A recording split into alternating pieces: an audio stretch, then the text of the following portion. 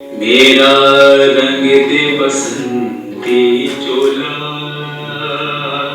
माए रंग दे बसंती।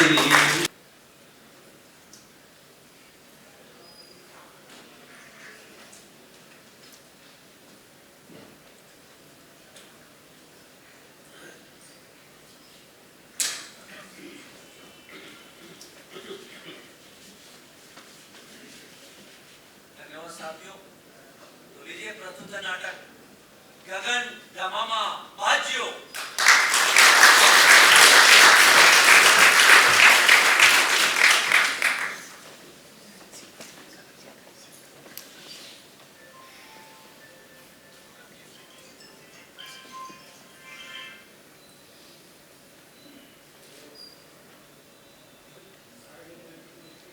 जाड़ों की भीड़ है निकलती जाए, गर्मी का काफिला गुजरता जाए।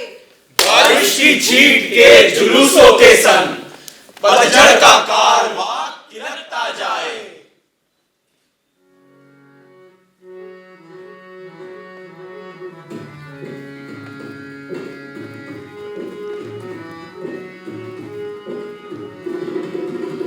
जाड़ों की भीड़ है निकलती जाए, गर्मी का काफिला गुजरता जाए। जाड़ों की भीड़ है निकलती जाए, गर्मी का काफिला गुजरता जाए।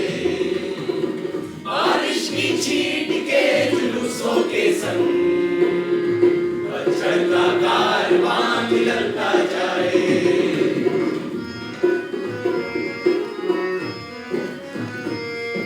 सदियां दर सदियां बढ़ गई रस्तों पे टक टक करके, सदियां दर सदियां बढ़ गई रस्तों पे टक टक करके। घड़ियां दर घड़ियां बढ़ गई दरवाजे दस्तक करके। मौसम का रेला आकर हाथ को हिलाता जाए, ओ तुम्हें जो फुर्सत बैठो याद को तो सतलुज के दूसरे किनारों से रातों में कोई हीर सुनाए रब्बा, ओ रे रब्बा। आँखों में डोलते पखेरू लेकर बैठी वो तो तकती जाए रब्बा, ओ रे रब्बा। ओरे रब्बा मेरा रांझाना आया, आए पखेरू देखो रांझाना आया।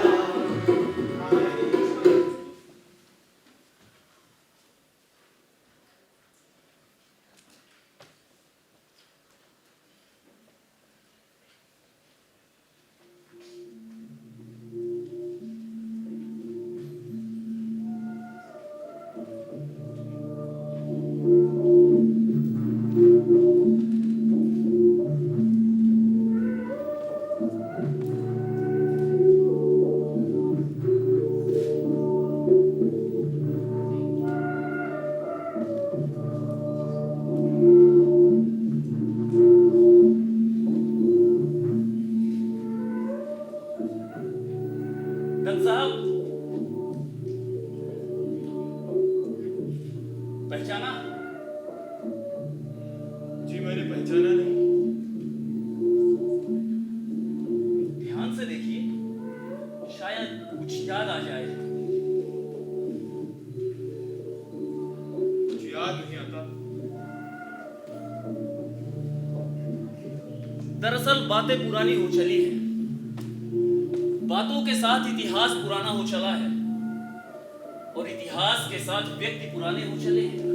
व्यक्ति कभी पुराने नहीं होते, क्योंकि व्यक्ति इतिहास के गुलाम नहीं होते। व्यक्ति को जानने के लिए स्मृति के दरवाजे पर पड़ी एक ठकठक ही काफी है। तो अपनी स्मृति के दरवाजों को ठकठकाइए, शायद कुछ याद आ जाए।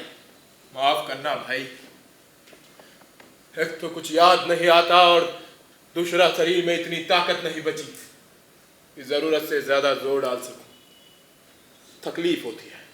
आप तकलीफों से कब से प्रभावित होने लगे? तकलीफों से प्रभावित होना इंसान का स्वभाव है। वो फैज अहमद फैज का शेर नहीं पढ़ा क्या? कौन सा? कि दर्द इतना था कि हर हद से गुजरना चाहा, दर्द इतना था कि हर हद से गुजरना चाहा, और जब याद की खोई उन शम्मों में कहीं नजर आया एक नगमा तेरी दिलदारी का, तो मैंने उससे भी गुजरना चाहा, मगर इस दिल ने ठहरना चाहा। एक शेर मुझे भी याद आ रहा है। कौन सा? वतन की आबरू का पास देखे कौन करता है, सुना है आज मक्तल में हमारा इम्तिहान होगा।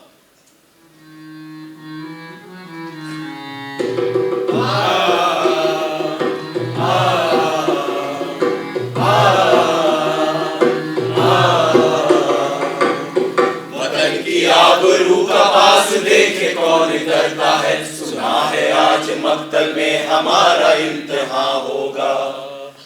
इलाही वो भी दिन होगा जब अपना राज देखेंगे, जब अपनी ही ज़मीं होगी अपना आसमां होगा।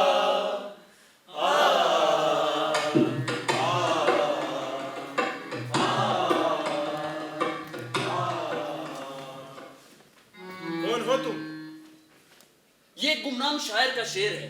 मैंने पूछा कौन हो तुम? ये आज का समय है।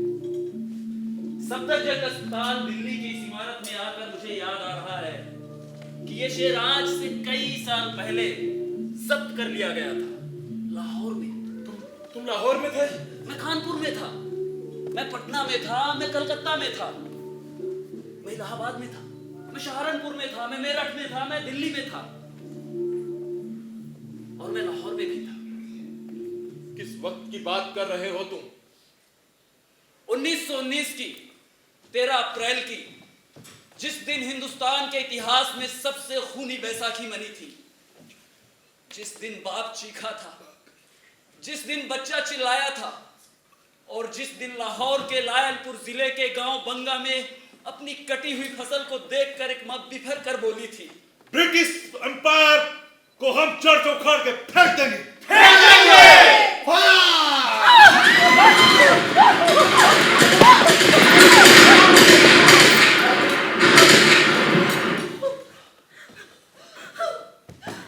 अपने बच्चे का मांस खाऊंगी अगर इस साल फसल को मुंह से लगाया तो, और जमीन हमारी और मिट्टी हमारी और खेत हमारे, तुमने जन्मा है इसको हमारे लिए, हमारे बच्चों के लिए।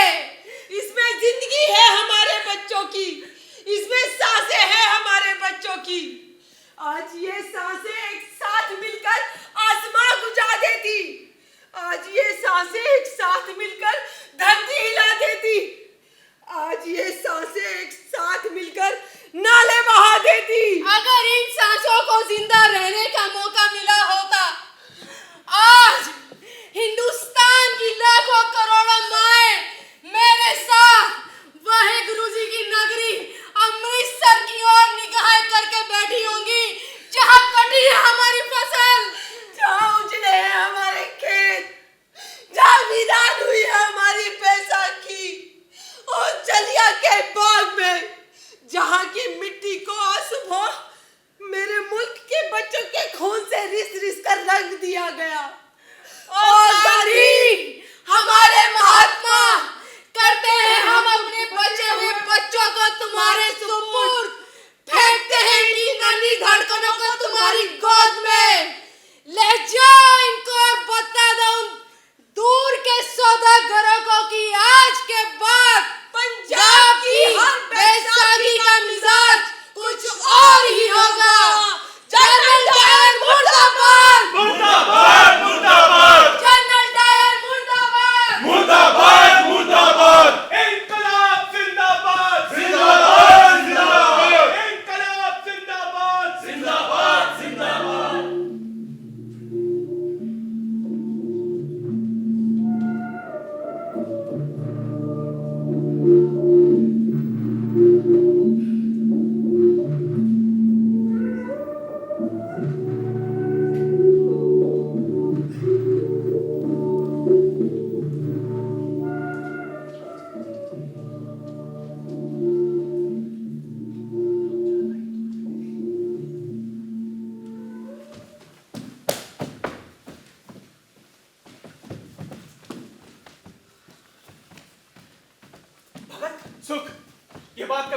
कल शाम की। कितने लोग थे? वो अकेला था और दूसरी तरफ 4-5 थे। चोट काफी आई? आई तो है। मैंने आज डॉक्टर पास चलने के लिए कहा तो बिफर गया कि सरकारी अस्पताल नहीं जाऊंगा। उल्लू का पट्टा है। उस नॉन कोऑपरेशन मूवमेंट को बंद हुए आज 1 साल होने को आ रहा है। अब सरकारी अस्पताल जाने में क्या दिक्कत है? साले अंधे होकर लड़ोगे। और तुम सब लोग कल कहाँ थे? देखो यार, प्रोग्राम तो हमारा भी था जाने का और तुझे सुबह से ढूंढ रहे थे, लेकिन तू मिला ही नहीं भगत। और फिर शाम को लाला जी ने चौराहे पर मीटिंग बुला ली। रात को हमें मालूम पड़ा कि वहां झगड़ा हुआ है। वैसे तू कहाँ था भगत? बेबे जी की तबीयत खराब हो गई थी सुख, इसलिए एकाएक जाना पड़ गया। रात की सवारी नहीं मिली, इसलिए सुबह आया। लेकिन तुम सब लोग ये तो पता कर लेते कि वो लोग कहाँ के थे। सालों से अगले दिन निपट लिया जाता। अरे वो पता चल गया है, ऑफिसर लेन के साहबों को लौंडे हैं। अब चाह कर भी कुछ नहीं कर सकते। क्यों? अरे उन्होंने एफआईआर लिखवा दी उल्टे उसके खिलाफ। अब कुछ किया तो खामखा झगड़ा बढ़ेगा। अब जितना बढ़ चुका है उससे ज्यादा क्या बढ़ेगा? और बढ़ेगा भगत तो इन सालों से निपट लिया जाएगा। वैसे ये मुइन कहाँ रह गया? मुइन? मुइन? वही भगवती भाई, हाँ, आपसे मिला था क्या शाम को मुइन? सुबह मिला था और फिर अचानक गायब हो गया। फिर पता नहीं कहीं दिखा। भगत, वही मुइन? वही मुइन? आराम से। मुइन? मुइन? मैं तुझसे ज्यादा कुछ नहीं पूछूंगा, सिर्फ एक लाइन में जवाब दे। उन लोगों के नाम, उन लोगों के नाम Muin. Gym crane, Stephen crane, और बाकी दो को मैं नहीं जानता। ये ऑफिसर्स लेन के डेविड क्रेन के लौंडे तो नहीं? हाँ वही। ठीक। सुख, हाँ, थाने में एफआईआर में बाकियों के नाम तो दर्ज तो होंगे ही। इन लोगों के लिए 3 लोग ही काफी हैं। हॉकी स्टिक्स ले लेना और बाकी हाथ पैर। ये सब साले रात को क्लब से दारू वारू पी के लौटते हैं। पीपल मीनार के पास बजा देना। ठीक। और हाँ, देखना इनकी गाड़ियों का एक भी कांच सलामत ना बचे। बहुत नाज है इन्हें इन पर। समझ गया, चल। अरे भगत क्या क्या कर रहा है? पूरी पूरी बात तो सुन लो यार जल्दी। अरे हो सकता है कि गलती इसी की रही हो। कुछ भी क्या बात कर रहा है? मेरी गलती? मेरी गलती? मैंने खेरू को बचाया, वो मेरी गलती थी। यहाँ खड़ा होकर बकवास किए जा रहा है, वहां चौड़े में आने में तेरी दम निकल रही थी। अरे तो मुझ पे क्यों चौड़ा हो रहा है यार? हर बात को ठंडे दिमाग से सोचा जाएगा ना। अब उनका रंग सफेद है तो क्या हर बार गलती उन्हीं की होगी? हाँ, उन्हीं की होगी। भगवती भाई, अब कहने को तो हम कुछ भी यूं कह सकते हैं। ये हम नहीं कह रहे, ये वक्त कह रहा है। मुइन, क्या बात हुई थी? कल हमारी बात हुई थी ना कि जगमग पर फिल्म देखने चलेंगे शाम वाला शो। हाँ। मैं टिकट लेकर इन सब का इंतजार कर रहा। इतने में अंदर से शोर सुने थे। मैं अंदर भागा तो मैंने देखा कि वो चारों अंग्रेजों की औलाद अपने खेरू को नीचे जमीन पर लेटा लेटा कर मार रहे थे। वो खैरू टांगे वाला? हाँ वही भगत। और उसे मारते हुए बहुत ही गंदी बकवास किए जा रहे कि हमसे कोऑपरेट नहीं करोगे तो नॉन कोऑपरेशन मूवमेंट चलाओगे। बापू को लेना पड़ा ना तुम्हारे मूवमेंट, हमसे कंधे से कंधा बुला के चलोगे। उसके बाद उन अंग्रेजों ने खेरू के हाथ पे कुत्ता छोड़ दिया। कुत्ते ने उसका पूरा हाथ झिंझोड़ के रख दिया। फिर जब उनमें से एक खेरू की बहन की तरफ बेच कहता हुआ आगे बढ़ा ना भगत, तो मैं रोक नहीं पाया। मैं उनके सामने आके खड़ा हो गया। उसके बाद वो मुझ पर ही हाथ के टूट पड़े। खेरू ने कितनी बार लिफ्ट दी अपने नेशनल कॉलेज के छात्रों को, दी है नहीं दी? है ना? तो वो मेरे नाक पे ठोकरे मारी उन अंग्रेजों ने। फिर अब्बा आए तो मुझे जब जाके छोड़ा गया। चल कोई बात नहीं, लेकिन ये बता बात क्या हुई थी वहां पे? खेरू गलती से एक क्लास में घुस गया होगा, उसका घुटना टकरा गया इनसे, बस टूट पड़ा उस पे।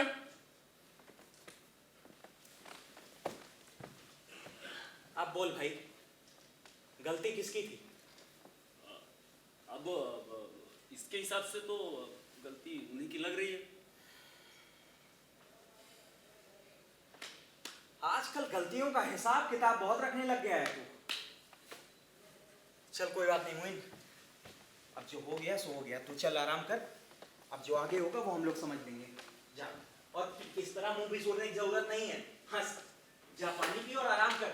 अब जो होगा हम लोग देख लेंगे, तो चिंता न कर। ठीक है सुखदेव।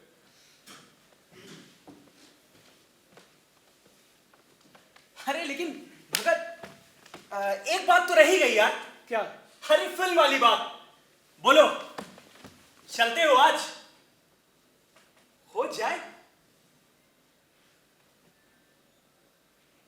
हो जाए। हो जाए। हो जाए। लेकिन मूवी की बात जो तुमने कही है यार, पौराणिक फिल्में जो बन रही हैं, ये इस बारे में बात करेंगे, लेकिन ये बताओ, तुम में से किसी ने ये येलो पैम्पलेट पढ़ा क्या? येलो पैम्पलेट ये क्या है? अरे कुछ नहीं यार, सन्याल बाबू ने सारे पुराने बिखरे क्रांतिकारियों को इकट्ठा करने के लिए एक एसोसिएशन बनाई, हिंदुस्तान रिपब्लिक एसोसिएशन, जिसका टारगेट है आजाद भारत। और उसका कॉन्स्टिट्यूशन जिस पर्चे पे छपा है, उस पर्चे को कहा जा रहा है पीला पर्चा, यानी येलो पैम्पलेट। वाह, वेरी गुड। यानी देश को आजादी मिली नहीं और कॉन्स्टिट्यूशन पहले ही बन गया। अरे क्यों नहीं बन सकता भाई? अगर शादी नहीं की तो घर में सहरा छुपा के भी ना रखे। यार मेरा ना इन ऑर्गेनाइजेशन में कोई इंटरेस्ट ही नहीं रह गया। कभी गदर पार्टी, कभी होम रूल सोसाइटी, अब ये HRA। अरे भाई, इससे होना जाना क्या है? तो फिर और किससे होना जा रहा है? देख भाई भगत, तू मान या ना मान, ये कांग्रेस पिछले 30 सालों से टिकी तो हुई है। टिकी हुई है क्योंकि वो सिर्फ टिके रहना चाहती है। नहीं, ऐसा नहीं है, वो काम भी करना चाहती है। बस ये नॉन कोऑपरेशन वाली बात को छोड़ दिया जाए तो। नॉन कोऑपरेशन वाली बात ही तो करते हैं। अब देख, वहां थोड़ी तो दिक्कत होगी। हाँ, दिक्कत इसलिए होगी ना क्योंकि तू भी उसका शिकार रहा है। यहाँ मौजूद ये सारे लोग उसके मारे रहे हैं। अब देख भाई, कुछ पाने के लिए ना कुछ खोना पड़ता है। क्या पाया? पाया क्या? अच्छा ठीक है, कुछ नहीं पाया, हाँ, पर उसमें भी ना जनता का ही दोष है। क्या दोष है भाई?